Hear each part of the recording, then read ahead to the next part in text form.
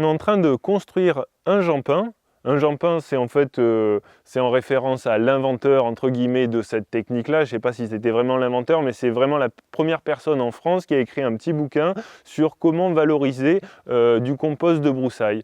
Jampin était un forestier dans le sud de la France et en fait le problème des sous-bois avec pas d'humus et pas mal de broussailles, c'est qu'il y avait beaucoup de départs de feu. Donc la stratégie pour éviter les feux de forêt, c'était de débroussailler le sous-bois. Et donc en fait, en débroussaillant, il a inventé des broyeurs. Là maintenant, c'est je crois que c'était son neveu qui a inventé les broyeurs Jampin, Superpin.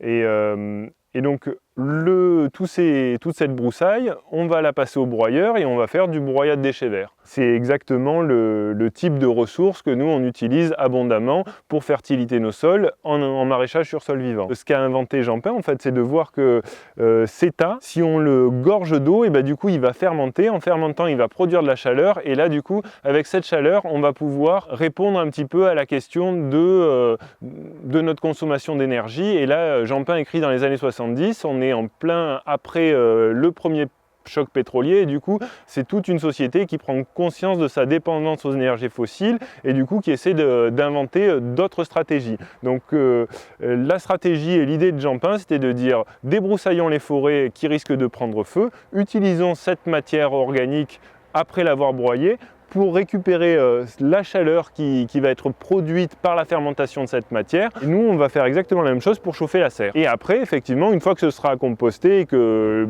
n'y aura plus d'énergie vraiment là-dedans, on pourra récupérer le compost pour le ramener pour nous sur nos planches de culture maraîchère. Et pour Jampin, c'était l'idée d'en ramener la moitié justement sur des zones de culture et la moitié en forêt pour recréer des sols humifères et arrêter que les forêts de Provence prennent feu régulièrement toutes les années comme c'est bien souvent le cas et ça l'est toujours depuis 50 ans. Comment bien réussir son Jampin? Il y a vraiment plusieurs erreurs qu'on peut faire. Du coup, l'idée c'est quand même que plus on va avoir un gros tas avec plus de matière organique, plus le tas va durer longtemps. On avait fait une expérience il y a plusieurs années pour faire une douche qui fonctionnait avec un système Jampin. On avait fait un tas avec 30 mètres cubes de matière et ça a duré 8 mois. Jampin témoigne dans son livre qu'avec un tas de 120 mètres cubes, il arrive à produire de la chaleur pendant 18 mois. Plus on va avoir un gros tas, plus ça va chauffer. Ça c'est le premier truc. Pour que ça chauffe, il faut que la matière elle fermente. Du coup il y a de la vapeur d'eau qui s'en va. Du coup si la vapeur d'eau s'en va, c'est qu'il y a de l'eau qu'on perd dans le tas.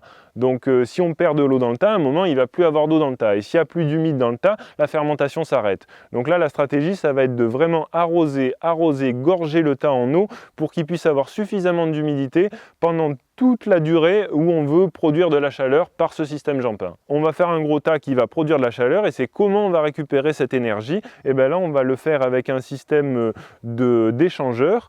Et l'échangeur, c'est mon serpentin, c'est mon tuyau d'eau qui va passer dans la meule de compost. Et là, donc, on va avoir deux tuyaux de 150-200 mètres de long qui vont passer dans la meule pour récupérer des calories et les ramener dans notre table de culture ou dans notre bassin ou dans notre douche. En fait, on peut cette chaleur récupérée comme ça, on peut s'en servir vraiment de plein de façons possibles. Ce qui est important à faire, c'est que vu que le Jampin, on le construit et qu'on ne va pas le démonter 20 000 fois, ou si on le démonte, c'est à la fin, il faut bien faire gaffe quand on fait des raccords de tuyaux qui vont être ensevelis dans la meule, c'est de tester à chaque fois notre raccord en mettant le tuyau sous pression pour voir s'il y a des fuites. Et ce qui est vraiment intéressant en travaillant avec la fermentation, c'est que naturellement les fermentations montent maximum à 70 degrés. Si ça monte plus, les bactéries vont mourir parce qu'il fait un peu trop chaud, du coup ça va descendre à 60, puis elles vont repartir et en fait on ne va pas avoir de risque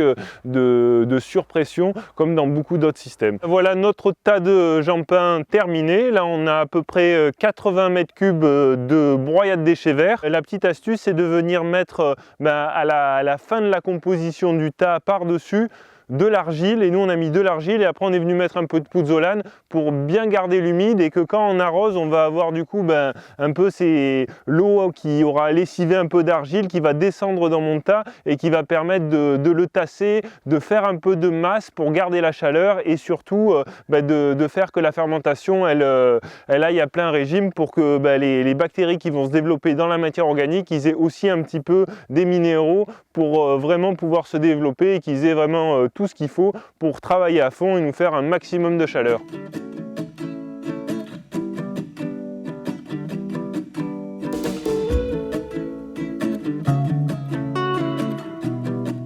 On est à peu près un mois après avoir construit le tas de Jampin, c'est-à-dire cette matière organique qui est censée fermenter pour produire de la chaleur. Et là, on va venir voir un petit peu les calories qu'on va arriver à extraire par l'eau qu'on fait circuler. C'est-à-dire on prend de l'eau ici, on l'envoie, elle va circuler dans toute notre matière organique en fermentation, et elle revient là. Et là, on va mesurer un petit peu